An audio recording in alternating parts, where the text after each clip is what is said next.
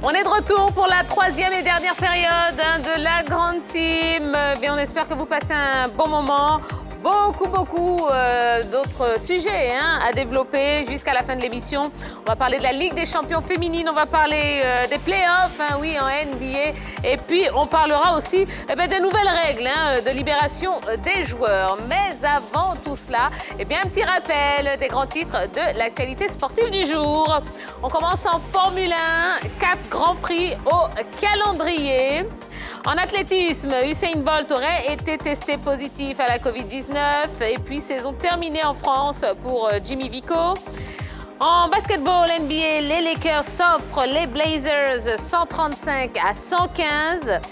Et en football, fin de carrière pour Nouzaré, l'ancien entraîneur et directeur sportif du club de Montpellier. Plus de 100 cas positifs à la Covid-19 au Maroc. Choupo-Moting pourrait rester au PSG. Et enfin, la SEC Mimosa, 6 départs et une recrue. Voilà, et on vous rappelle que vous pouvez continuer à interagir avec nous en allant sur la page Facebook de la 3, en nous envoyant un maximum de messages, de commentaires, de réactions par rapport à tout ce qui se passe sur le plateau de la Grande Team. Et on se fera un plaisir de vous lire. Allez, on continue donc tout de suite avec justement l'adaptation des règles de libération des joueurs à la lumière de l'évolution récente de la pandémie du coronavirus. Le bureau du Conseil de la FIFA a décidé à l'unanimité d'adapter temporairement les règles concernant la libération des joueurs lors de la prochaine fenêtre internationale de septembre, qui ne sera jouée que par les associations membres de l'UEFA. Ces modifications temporaires du règlement de la FIFA sur le statut et le transfert des joueurs s'appliquent aux fenêtres internationales du 31 août 2020 au 8 septembre 2020 pour les hommes et du 14 au 22 septembre 2020 pour les femmes. Eh bien, voyons ensemble ces nouvelles règles en compagnie de Dorgelès Kofi. Rebonsoir Dorgelès. Rebonsoir Tia, bonsoir Roger, Stéphane. Allez, salut Dorgelès. Vous allez bien? Très bien. Super. Tia, regardons sur notre écran Magic les nouvelles règles de libération des joueurs. Afin de garantir le respect du bien-être et de la santé de toutes les personnes impliquées dans les compétitions internationales, le bureau du Conseil de la FIFA a, après consultation avec l'UEFA, décidé que les règles générales qui obligent normalement les clubs à libérer les joueurs pour les matchs des équipes nationales ne devraient pas s'appliquer dans ces cas suivants. Il y a une période obligatoire de quarantaine ou d'auto-isolement d'au moins 5 jours à l'arrivée à l'emplacement du club qui a l'obligation de libérer le joueur dans une équipe associative, ou l'endroit où un match d'équipe représentatif doit avoir lieu. Il y a une restriction de voyage vers ou depuis l'un ou l'autre endroit A ou B ci-dessus. Et aucune dérogation spécifique des autorités compétentes concernant les décisions ci-dessus n'a été accordée aux joueurs d'une équipe représentative. Ah ouais, FIFA. Vous êtes les dupes. Le jour là, c'est compliqué sur eux, on dirait. Bon, c'est pas évident, c'est pas évident tout ça. Alors, ce qu'on comprend, c'est que la FIFA prend toutes les mesures pour maintenir les footballeurs en activité dans cette période de pandémie. Quand vous regardez toutes ces règles, toutes ces nouvelles règles, qu'est-ce que vous en dites? Allez, qui se lance? Roger, Stéphane. La FIFA continue de réfléchir par rapport à la Covid.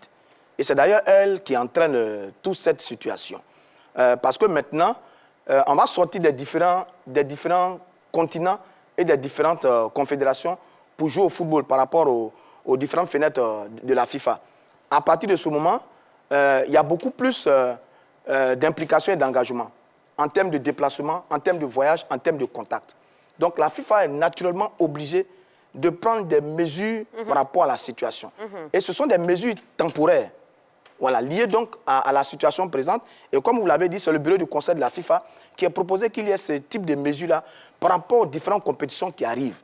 Parce qu'il va falloir quitter l'Europe pour aller en Asie, quitter l'Asie pour venir en Afrique, etc., etc. Donc, on est obligé de prendre un certain nombre de mesures. Ça fait peur quand on regarde ça, mais la FIFA, comme je dis, continue de réfléchir parce qu'elle a le droit de sécuriser et les sportifs, et les sélections, et les clubs voilà ce qui explique pourquoi la FIFA a pris ces différentes mesures-là. D'accord. Alors, parlons des mesures en elles-mêmes. Henri Jo. D'abord, il faut savoir que ça va concerner les associations de l'UEFA, Oui. c'est-à-dire les fédérations qui sont liées à l'UEFA. Et là, on évoquait récemment l'envie ou la possibilité de la FIFA de ne pas obliger les clubs à libérer les joueurs. Les joueurs, c'est bien ça. Et c'est la situation qui est là. Avec toutes ces règles-là, les clubs maintenant se verront dans, je dirais, ils auront un veto pour s'opposer au départ d'un quelconque joueur pour sa sélection nationale. Puisque quand on regarde les règles, il y a une période obligatoire de quarantaine ou d'auto-isolement d'au moins 5 jours à l'arrivée. Donc aujourd'hui, un match qui est prévu, par exemple, entre la France et peut-être l'Angleterre, mais quand on essaie d'observer toutes ces règles-là, est-ce que c'est tous les joueurs qui pourront respecter ces règles-là afin de pouvoir jouer avec l'équipe nationale, par exemple, de la France qui se déplace en Angleterre? Et ce sont des règles, à mon sens, sur lesquelles les clubs vont s'appuyer pour ne pas libérer certains joueurs. C'est aussi simple que ça. On revient toujours à cette envie de la FIFA qui donne le veto aux clubs de s'opposer, en quelque sorte, à la libération de leurs différents joueurs pour participer aux compétitions internationales. Moi, je trouve que ces conditions-là vont être très difficiles à être appliquées. Franchement, c'est vrai que malgré la bonne volonté des clubs, on sait que le calendrier à venir risque d'être totalement fou. Je voulais dire distendu, avec tous les retards accumulés, avec les grandes compétitions qui étaient reportées. C'est vrai que les scientifiques ont donné pour 2 ans la fin de la pandémie, mais comme l'a si bien dit Henri Joël, quand on voit déjà cette période de latence de 5 jours, alors qu'on est déjà habitué à voir les joueurs se regrouper 3 jours après, jouer un premier match en sélection nationale, puis un second en cours de semaine et intégrer encore leur club, je pense que la FIFA devra faire l'impasse sur beaucoup de rencontres au niveau tout ces pays international, surtout les rencontres amicales. Allez, il faut savoir que pour jouer au football, il faut être en bonne santé. Et la FIFA ayant compris ça, prend des mesures importantes pour permettre aux joueurs d'être en bonne santé et de pratiquer leur sport favori. C'est vrai que c'est des règles qui sont vraiment très drastiques, mais je pense que ça a sa raison d'être. Il faut accepter ces conditions-là. C'est pour quelque temps, ça va passer, et puis après, on pourra reprendre à jouer au football convenablement. Bon, si on doit ramener ça à nos réalités à nous, est-ce que sur le continent africain, on peut penser, ou on peut craindre du moins ce genre de nouvelles règles? Je pense que s'ils ont décidé de l'appliquer au niveau de l'UEFA d'abord, c'est parce que peut-être ils estiment que l'Afrique, ça va être très difficile de pouvoir appliquer cela. Ça, il faut le dire. Bon, on ne va pas jeter encore le propre sur notre continent. On connaît nos carences en matière sanitaire. Mais je pense que sûrement qu'ils vont réfléchir à une autre solution concernant les sélections nationales africaines. Mais vous parlez de l'UEFA, c'est juste. Mais n'oubliez pas que toutes les confédérations et tous les continents les jouent en Europe. Bien évidemment. Donc, de façon indirecte, toutes les confédérations et tous les continents seront touchés par la mesure. Bien évidemment. Sur septembre, les pays africains ne seront pas concernés par la fenêtre de septembre, mais dès novembre, on rentre en compétition. C'est-à-dire, en novembre, on va libérer les Sadio Mané, les Zaha, les Riyad Mahrez et autres pour venir disputer les compétitions contre l'Afrique. Donc, indirectement, tout le monde est touché. Et c'est ça qui est un peu tragique dans la situation. Mais à la vérité, la question que vous posez est juste. Parce que si les Européens sont capables de faire face à ce genre de situation, ce genre de mesures, ce n'est pas le cas pour tous les continents. Parce que remarquez sur le Final Four avec la Ligue des Champions, d'ailleurs sur la reprise des compétitions au niveau des différents championnats, il y a eu des mesures restrictives qui ont été mises en place au niveau des clubs, à quarantaine, dans les stades, etc., etc. Sur le Final Four également. Est-ce que nous, les Africains, nous avons cette possibilité d'un point de vue sanitaire, d'un point de vue équipement, d'un point de vue financier? Est-ce qu'on est capable de tenir par rapport à ces mesures-là? J'ai envie de dire non. Mais enfin, bref, quand le moment viendra, on verra toutes les dispositions qui seront prises par rapport aux différentes fédérations. Le nombre de cas qui augmente au Maroc, est-ce que ça ne laisse pas la place au doute? Ah bien absolument. Ah ben oui. Oui, mais de manière générale, l'Afrique est le continent quand même le moins impacté par cette pandémie. Donc il faut tenir compte de cela aussi dans la prise de certaines mesures. On a senti dernièrement qu'en Europe, il y a eu une recrudescence des cas. Voilà, il y a eu même des reconfinements. C'est d'ailleurs ce qui explique la mesure actuelle, voilà. parce que la pandémie revient un peu Le continent américain également est touché. Mais l'Afrique, par contre, on doit dire qu'il y a quand même une certaine maîtrise de l'évolution de la pandémie ici. C'est le continent le moins touché. Est-ce qu'on doit forcément appliquer les mêmes dispositions drastiques, draconiennes qu'on doit appliquer en Europe ici, quand on connaît également nos carences? Oui, mais Philippe, parce qu'après les joueurs doivent retourner en Europe. Je suis d'accord. Donc si on ne prend pas les mêmes mesures, quand, je donne un exemple qui n'est pas très bon, quand Sadio revient pour jouer au Sénégal, après il doit repartir à Liverpool. C'est-à-dire, la mesure... Mais aujourd'hui, dans ce cas, elle est là. J'estime qu'il a plus de risque d'être contaminé en Europe qu'en Afrique aussi. D'accord.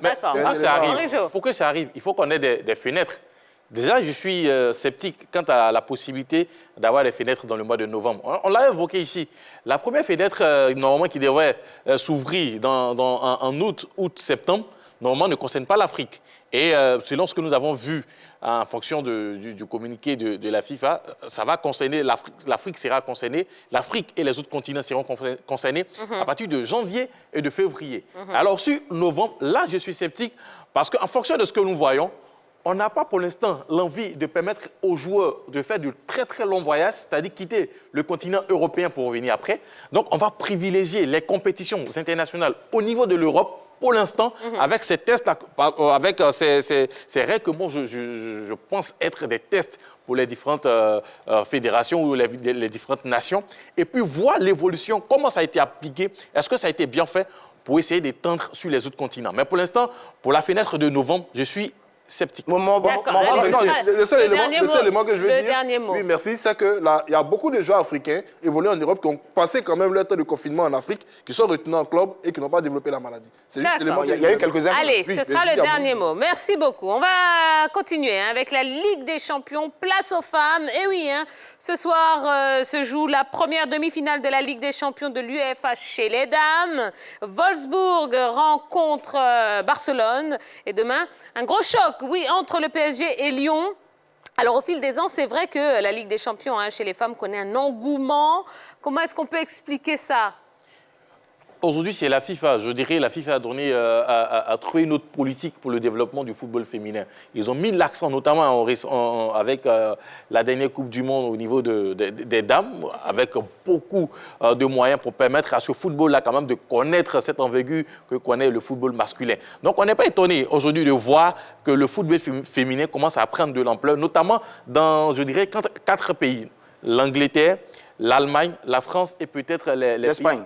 Non, l'Espagne peut-être un peu. Le Barça qui est en demi-finale. L'Espagne un peu derrière, mais les pays scandinaves, notamment la Suède, qui commencent à donner. La Suède. La Suède, bien sûr, qui commence à donner plus d'importance à ce football. Donc aujourd'hui, je vois qu'il y a cette politique-là qui a été mise en avant par la FIFA pour permettre au football féminin de se développer. Allez, vous avez parlé de qu'est-ce qui explique, je vais dire, cet engouement. Il y a 3 choses. Il y a d'abord la structuration au niveau de ces différents clubs féminins. Il y a la médiatisation. Et puis, il y a l'investissement. Prenez par exemple l'équipe de Lyon. En 2018, c'est 8 millions d'euros qui a été alloués à cette équipe pour s'engager, je dis pour participer aux différentes compétitions, que ce soit au plan national et puis au plan international. On sait tout de suite ce qu'est devenue cette équipe-là. Elle, elle fait de bons résultats. Quand vous avez un tel budget pour un football féminin, vous ne pouvez que recruter de très bons joueurs. Et puis par la suite, si vous recrutez de très bons joueurs, vous ne pouvez faire que de très bons résultats. On sait que l'équipe de Lyon est quand même une équipe qui compte au niveau européen dans cette Ligue des Champions. Alors ça tombe bien parce qu'on parle de dames, donc de très bonnes joueuses. Merci. De joueuses. Deuxième carton. Donc il se fait 2 minutes. J'ai un plateau. Allez, sortez de mon plateau, 2 minutes. Voilà, ça va vous faire du bien. Vous allez reprendre vos esprits. Merci beaucoup. Mais quand même, son analyse est très juste. Non, mais dommage, il a tout gâché comme ça. Belle analyse. Ça tient à pas grand-chose. J'ajoute à ça l'histoire aussi. L'histoire plaide en faveur du football du côté de l'Europe. Parce que le football féminin en France date à 100 ans aujourd'hui. Je crois que c'est en 1907 qu'on a commencé à parler de football féminin en France. Et depuis 50 ans en Europe, le football féminin est reconnu officiellement, ce qui n'est pas le cas sur notre continent. Donc, il y a un peu l'histoire aussi qui plaide avec, pour le football féminin. Et donc, en Europe. Ouais. Donc, depuis 10 ans, il y a un vrai boom. C'est le succès aujourd'hui, c'est le nouveau phénomène qui d'ailleurs a été amplifié par le succès de la dernière Coupe du Monde, je crois, en France, remportée par les États-Unis. Et donc, il y a un public, il y a plus de licenciés, il y a une vraie médiatisation. Et puis, d'ailleurs, il faut remarquer que la plupart des clubs qui brillent en ce moment sur le continent européen, on en a 4 qui, depuis 2016, sont en demi-finale de cette compétition. Il y a Wolfsburg, il y a le Barça, il y a Paris et il y a Lyon.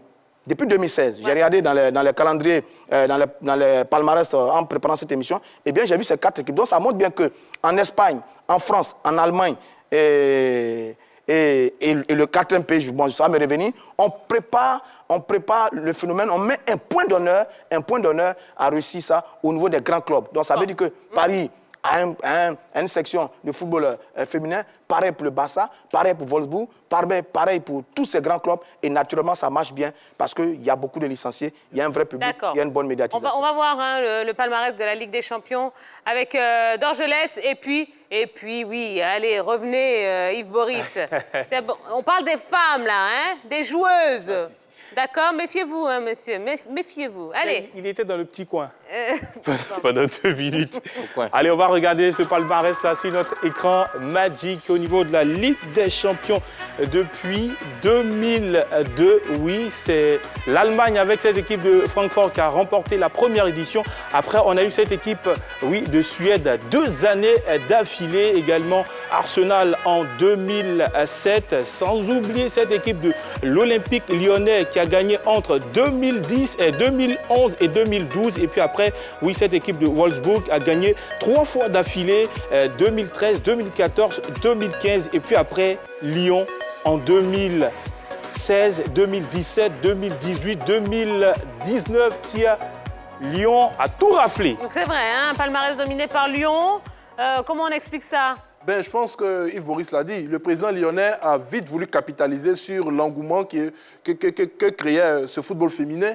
Voilà, il a mis les moyens, il a beaucoup recruté et il fait partie des premiers présidents de club à avoir choisi des entraîneurs renommés au niveau du football masculin pour entraîner les filles et leur permettre tout simplement d'évoluer de fort belle manière pour produire ce genre de résultats. Mais attention, parce que disons tout simplement, cet engouement créé autour du football féminin a suscité des vocations, notamment chez la plus grande institution au monde du football, le Real Madrid, qui a racheté tout dernièrement la formation de CD Tacon, qui va devenir l'équipe féminine du Real Madrid. Et ils ambitionnent rapidement se positionner au même niveau que les grands, avec un budget assez conséquent pour essayer, pourquoi pas, lors des prochaines saisons, de remporter également cette Ligue des Champions. Bon, un engouement hein, autour du football féminin qui est incroyable, qui est extraordinaire. Pourtant, chez nous, ce n'est pas forcément le cas. Pourquoi?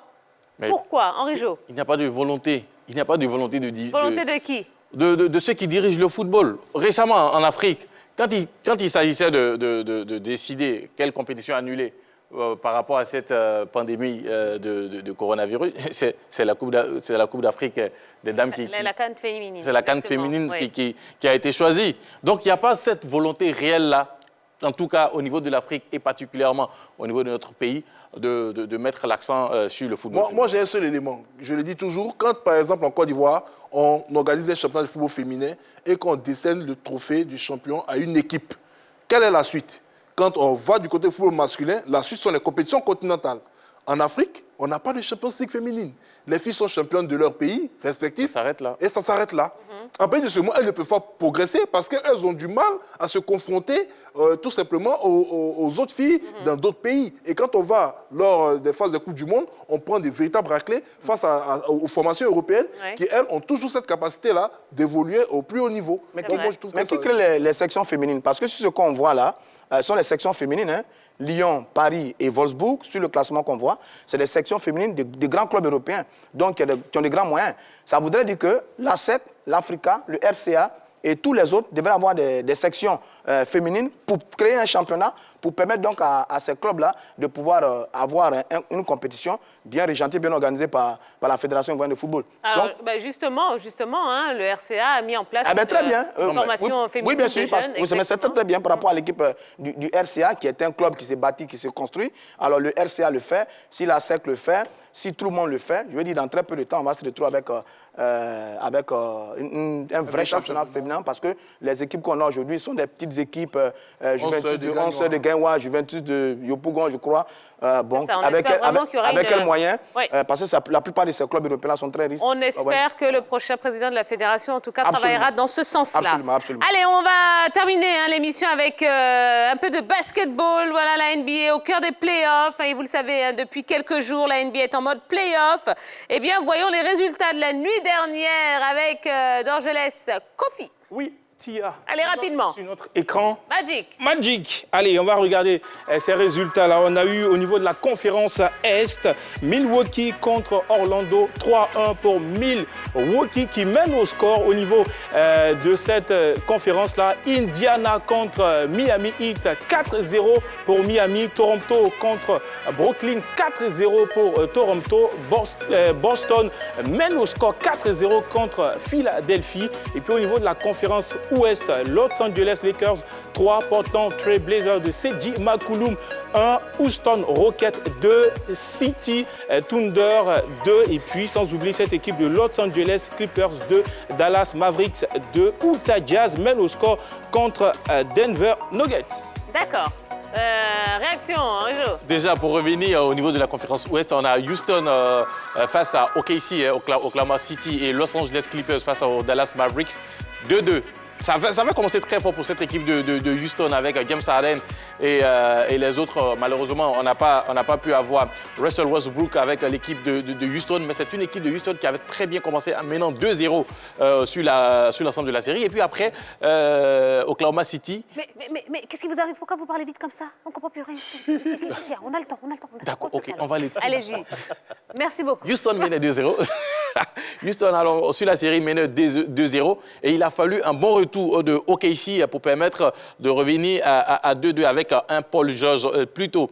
Le meneur dont le nom m'échappe, ça me reviendra après. Mais l'Allemand, Dennis Schröder, aussi a été très intéressant avec cette équipe de Oklahoma. Et puis, que dire de ce jeune joueur slovène Lukas Doncic avec l'équipe de Dallas Mavericks qui avait été blessé lors d'une confrontation, mais qui a permis à son équipe quand même de recoller au niveau du score face aux Los Angeles Clippers qui quand même, il faut le noter, les Clippers font partie des meilleures franchises cette année pour essayer de remporter le titre à la fin de la saison. Et puis, au niveau de la conférence Est, bon voilà, ce sont les favoris qui pour l'instant domine. On a Miami qui a battu Indiana 4-0, donc c'est déjà terminé au niveau de cette série. Toronto en a fait pareil face à Brooklyn. Et puis Boston a écrasé Philadelphie du Camerounais Joel Embiid. Donc déjà, on a la première confrontation des demi-finales au niveau de la conférence Est. Ça se jouera entre Toronto, le champion en titre, face à Boston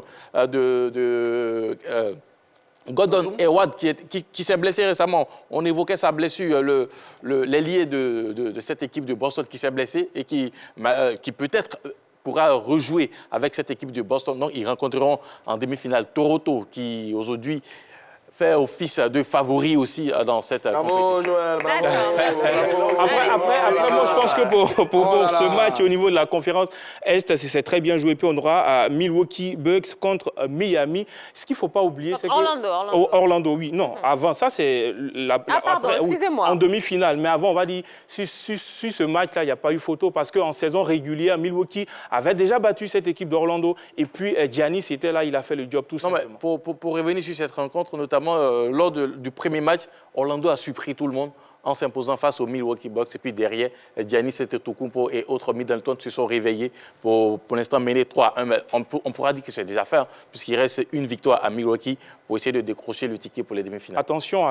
C'est l'équipe d'Orlando. C'est le premier tour éliminatoire des playoffs. Oui, des playoffs. Ensuite, c'est les demi-finales. Oui, Là, on a 4 matchs. Il reste 3 matchs pour ceux qui ont la possibilité encore de revenir dans la compétition. Et j'ai vu que LeBron James fait très, très fort en ce moment. Sur le dernier match, il était à plus de 30 points. Le grand LeBron James, la star en ce moment de la NBA, qui confirme tout le grand héritier, on va dire, après le départ de Kobe Bryant. Donc, LeBron James a repris le relais. Et là, il est en train de confirmer sur ses playoffs. Et puis après, on aura donc les demi-finales, conférence Est, conférence Ouest. On n'est pas loin de la finale. On attend les grands tours. C'est bon. Allez, merci. Il court vite. Et ben voilà, ça y est, il est déjà l'heure de se quitter. Ouais. Eh oui, il est déjà 90 minutes. Et ben ça y est, pas de prolongation ce soir. Merci en tout cas pour votre fidélité. Merci la grande team. Vous avez été très, très, très, très bien. Et ben on va se donner rendez-vous demain. Oui, demain, à partir de 20h30, toujours. Et puis, n'oubliez pas, il y a de très, très beaux programmes qui vous accompagnent. Et je pense notamment à Pipolémique avec Yves Aymar et toute sa team, du lundi au vendredi, de 13h30 à 14h30 sur la 3 pour décrypter toute l'actualité People. Voilà. Allez, reposez-vous bien, passez une bonne nuit, soyez prudents. Et puis, à demain, 20h30 sur la 3. Bisous, bisous. Bye bye.